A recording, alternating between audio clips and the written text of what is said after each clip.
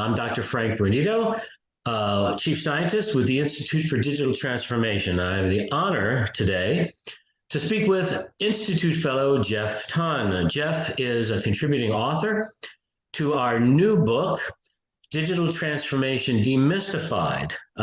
Jeff, welcome. Pleasure to talk to you today. Thanks a lot, Frank. I'm excited to have this book out in the wild and have people read it. It's been a great project. It certainly has, and thanks to you and everybody else who contributed to it. Jeff, your chapter was on leadership. So why is leadership so important in the digital age and digital transformation? Man, I tell you, leadership and these leadership principles are so important because when you think about digital transformation, it's not about any one technology. It's not about any one process. It's about leading this culture change, this mindset change throughout your organization. And having strong leaders is the only way to succeed at digital transformation, in my opinion. Interesting. Yeah, I don't think there'd be too much of an argument there. What is unique about your chapter, and which I find fascinating because I'm a student of history. Matter of fact, I was a history minor in as my undergraduate, believe it or not. And so you use the example of Lewis and Clark. And so I found that actually fascinating. And so tell us why 220-year-old example is relevant today. Obviously, they didn't have computers or the internet, so they couldn't communicate with Jefferson back in Washington. So obviously, we have some issues there. But tell us why Lewis and Clark is such a great example here.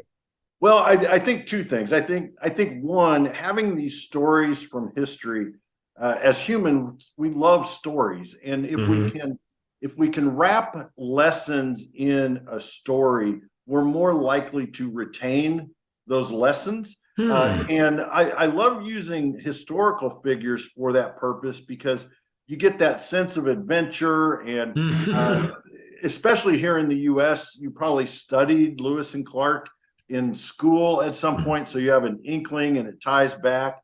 But why these two in particular for digital transformation is I really believe that we are in this area of unknown, this era of uncertainty, if you will, moving forward, coming out of the pandemic, heightened interest in digital transformation. And when you think back to the Lewis and Clark expedition 220 some odd years ago, they really were leading into an area of uncertainty. They had no idea what they were going to find. They had to rely on themselves, but more importantly, they had to rely on their teams and their ecosystem, the Native American tribes in the areas that they traveled through, to be successful. And I think they create this great example of two leaders working together for a common vision and a common cause, each attacking the problem with a slightly different slant. Yeah, I'm gonna take a little turn here. We're gonna go off script, and I know you love when I do. I love that, Frank. Yeah. So obviously they had a mission, and the mission was to find a Northwest Passage to the Pacific. They didn't really do that, but I want to explore, so to speak, their ability to be agile in the moment, being able to adjust, strategic and even, tactical agility as they progressed in their mission. So talk to me a little bit about that. I love this, Frank, because you're right. One of their primary missions was to discover the Northwest Passage. And as we know from history, they didn't discover one because one does not exist. Right. But you have to imagine Lewis, he's in front of this small group who went out ahead of the main party, and they're nearing the Continental Divide in the Rocky Mountains. And they're not climbing as in mountain climbing, but they're climbing up. It's a pretty good ascent up to the Continental Divide. And I like to call it his his "oh crap" moment.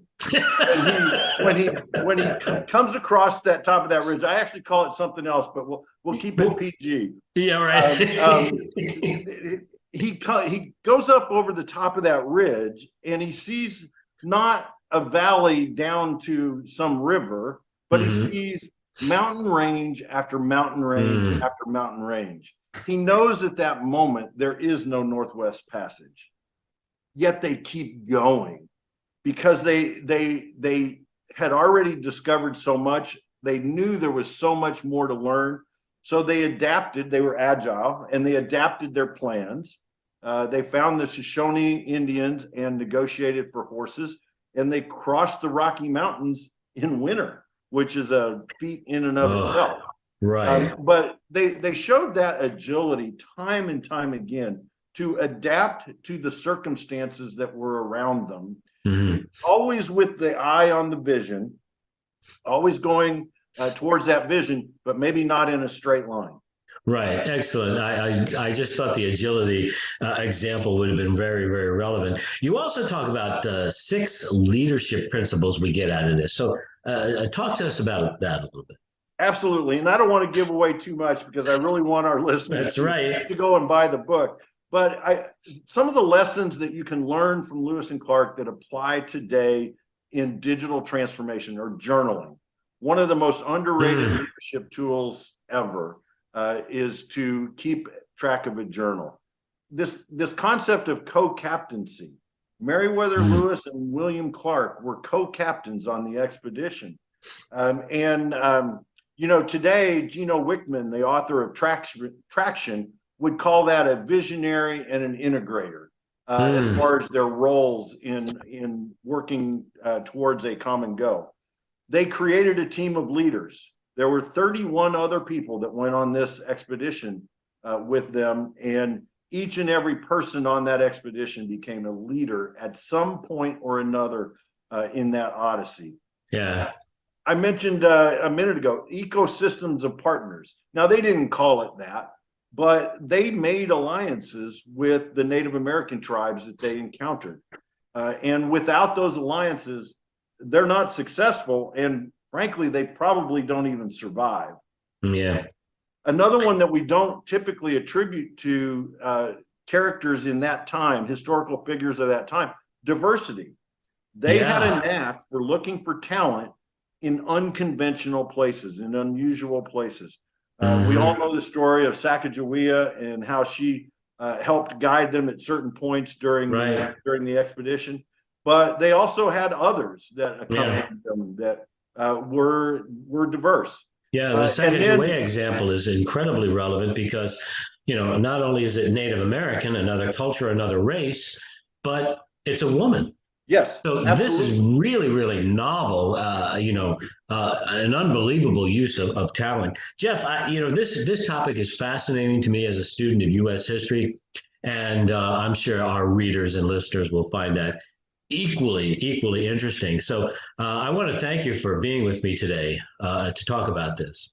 My pleasure, Frank. I've enjoyed it. And like I said, I can't wait for people to pick up this book and read it.